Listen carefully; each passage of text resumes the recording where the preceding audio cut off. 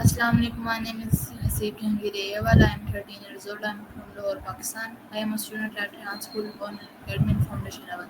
तो आज मैं TEDx करने लगा.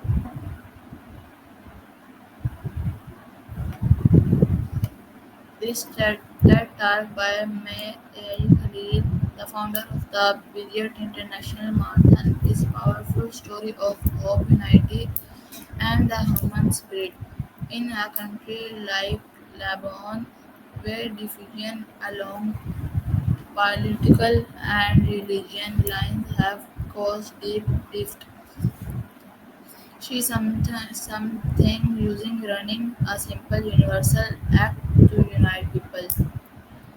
She speaks about how every year the only gunshot not tied the two warriors is the ones that start the marathon.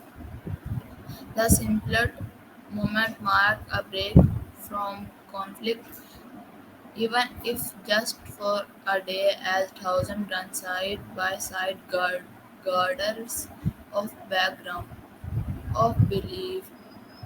Her story is statement of the belief and sport can transcend difference and the peace begin with shared moment of purpose.